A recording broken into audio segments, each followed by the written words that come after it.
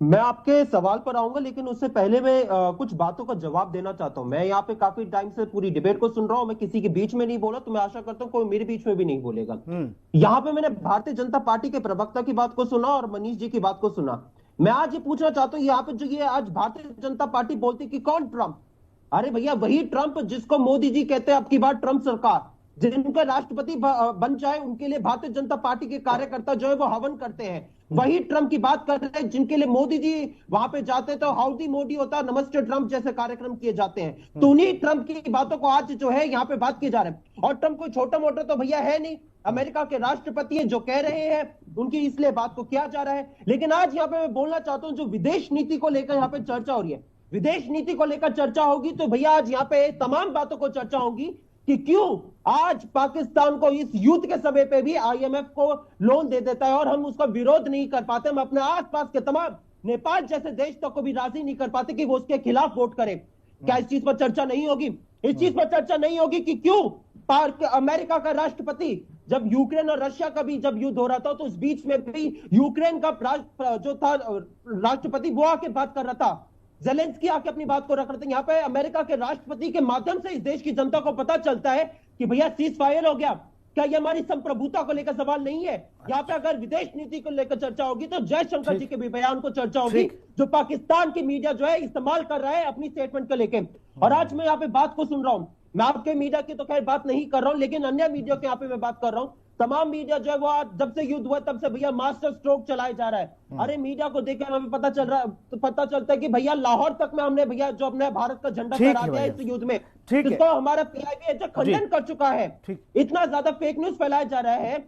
लेकिन इस बीच में तो फिर मैं पूछना चाहूंगा, अगर अच्छा इस बात से भी दिक्कत है समय पे जो कि लाहौर में जाके तबाही कर दी, रावलपिंडी में कर दी, या बाकी एयरवेज उनके तबाह कर दिए, ये न चलाया जाए, इससे भी तकलीफ है। नहीं, जो आधिकारिक हमारे पीआईबी हमारी सेना की तरफ से आया है उसको चलाए, उसमें हमें कोई आपत्ति नहीं। आप लोग उसको भी स्वीकार नहीं कर रहे हो दादा, उसको भी स्वीकार नहीं कर रहे हो। नहीं, हमने जब भारत सरकार की तरफ से कह दिया गया, भारत सरकार की तरफ से कह दिया गया किसी की कोई मध्यस्थता नहीं है इस सीज फायर में।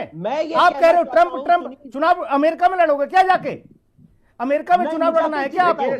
काउंटर करता हूँ। नहीं सुनिए जी, यहाँ पे बात हो रही है भाई साहब। अपने साथी को दोहराना चाहता हूँ। भाई आपको 1:30 पर पाकिस्तान का डीजीएमओ गिड़गिड़ाया था, और जब हमारे डीजीएमओ ने नहीं दी तवज्जो, तो जब पाकिस्तान की बात सुनिए कहाँ कहाँ रोया था। बात अमेरिका की नहीं है, बात दुनिया के कई देशों की राष्ट्रपतियों की अभी है विकसित कंट्री जो हमारे साथी भी है, जिनमें इजराइल भी है, रशिया भी है।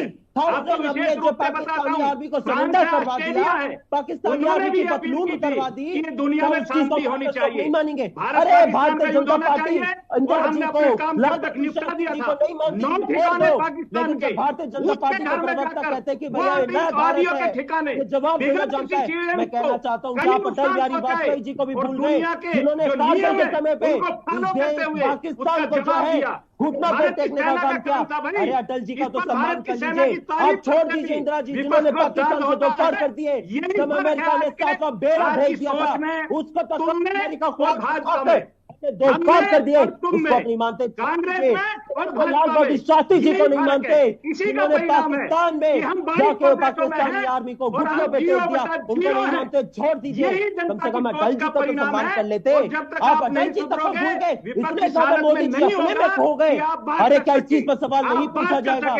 और यहाँ पे मैं एक और चीज कहना चाहता हूँ, यहाँ पे जो हमारे राजनीतिक विश्लेषक कह रहे थे कि प्रधानमंत्री के साथ खड़े होने की जरूरत है, मैं पूछना चाहता हूँ मनीष जी आपसे कि पाकिस्तान को आप प्रधानमंत्री के साथ खड़े होने की बात करते हो, यही सही बात आप मोदी जी से क्यों नहीं कहते हो? जब प्रधानमंत्री मोहन जी, उस समय के प्रधानमंत्री मनमोहन सिंह जी को मोहन कहते थे, तब आपका खून क्यों नहीं खोलता? आपका खून तब क्यों नहीं खोलता? ठीक है, इस बात रुकना होगा, रुकना होगा, रुकना होगा, देवेंद्र प्रमुख जी, जल्दी से छोटी सी